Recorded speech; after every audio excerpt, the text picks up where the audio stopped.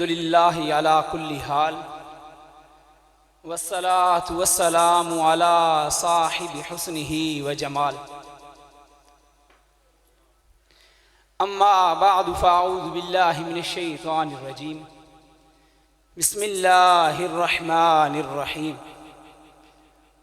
قال اللہ تبارک وتعالی فی القرآن المجید قل بفضل اللہ وبرحمتہ فبذلک فلیفرحوا قال اللہ تبارک وتعالی فی مقام آخر ان اللہ لا يحب الفرحین صدق اللہ العظیم قال اللہ تبارک وتعالی فی القرآن المجید والفرقان الحمید فی شان حبیبہ مخبرا وآمرا ان اللہ وملائکتہ یصلون علی النبی یا ایہا الذین آمنوا صلوا علیہ وسلموا تسلیما الصلاة والسلام علیک یا سیدی یا رسول اللہ وعلی آلک واصحابک یا سیدی یا حبیب اللہ مولاي صل وسلم دائما ابدا على حبيبك خير الخلق كلهم فإنه شمس فضل هم كواكبها يظهرن أنوارها للناس في الظلم مولاي صل وسلم دائما ابدا على حبيبك خير الخلق كلهم دلوں سے غم مٹاتا ہے محمد نام ایسا ہے نگر اجڑے بساتا ہے محمد نام ایسا ہے دلوں سے غم مٹاتا ہے محمد نام ایسا ہے نگر اجڑے بساتا ہے محمد نام ایسا ہے کوئی یعقوب سے پوچھے کہ یوسف مل گئے کیسے کوئی یعقوب سے پوچھے کہ یوسف مل گئے کیسے یہ بچھڑوں کو ملاتا ہے محمد نام ایسا ہے انہی کے نام سے پائی انہی کے نام سے پائی فقیروں نے شہنشاہی خدا سے بھی ملاتا ہے محمد نام ایسا ہے اللہ جل جلالہ وعظم شان ہوا تم برہان کی حمد و ثنا جو خالق کائنات بھی ہے مالک شش جہات بھی واجب الاحترام بلا تمہید اپنے موضوع کی طرف آؤں گا کائنات کی ہر خوشی آقا دو جہاں صلی اللہ علیہ وسلم کی خوشی کی وجہ سے ہے گویا کہ یوں کہوں کائنات کی ہر خوشی اسی خوشی کا تصدق ہے اللہ رب العزت نے ارشاد فرمایا قل بفضل اللہ وبرحمتہ فبذلک فلیفرحوا اے محبوب مکرم صلی اللہ علیہ وآلہ وسلم فرما دیجئے جب اللہ کا فضل اور رحمت آ جائے چاہیے کہ وہ خوشیاں منائیں خوشی منایا کرو اور فرمایا ان اللہ لا يحب الفرحین اللہ رب العزت خوشی منانے والوں کو پسند نہیں کرتا فرحین فرحت میں خوشی منانے کو اللہ رب العزت پسند نہیں کرتا دھوم دھام سے خوشی کرنے والوں کو اللہ رب العزت پسند نہیں کرتا اور دوسرے مقام پہ فرمایا قل بفضل اللہ وبرحمتہ فبذلک فلیفرحوا کہ جب اللہ کا فضل آ جائے اس کی رحمت آ جائے چاہیے کہ وہ خوشیاں منائیں ایک عمومی حکم تھا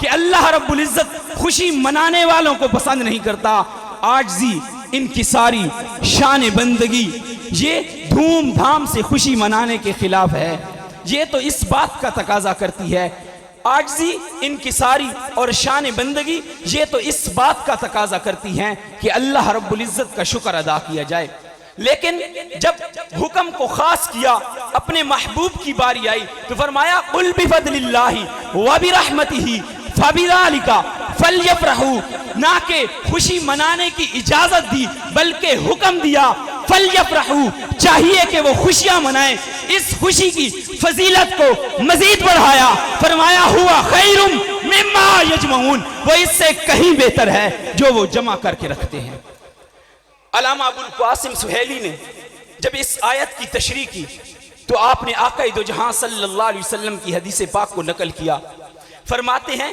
حلیت الاولیاء کے اندر حدیث پاک موجود فرمایا جب اللہ کا فضل اور رحمت آ جائے تو چاہیے کہ وہ خوشیاں منائیں. یہ تو مومنین کا رد عمل ہے، لیکن دوسروں کا رد عمل کیا ہے؟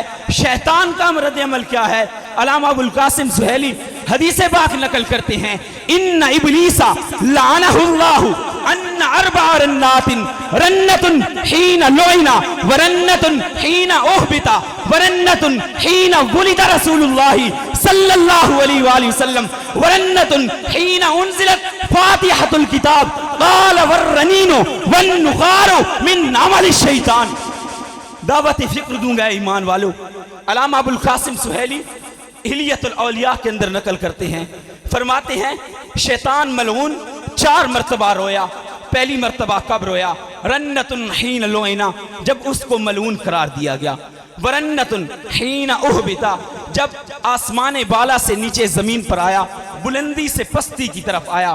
اور تیسری مرتبہ ورنت حین ولد رسول اللہ صلی اللہ علیہ وآلہ وسلم، جب آپ کے اور میرے پیارے آقا دو جہاں صلی اللہ علیہ وسلم کی ولادت باسعادت ہوئی تو اس وقت شیطان رویا، چیخ مار کر رویا. اور پھر فرماتے ہیں ورنت حین انزلت فاتحۃ الکتاب، قال والرنین والنخار من عمل الشیطان.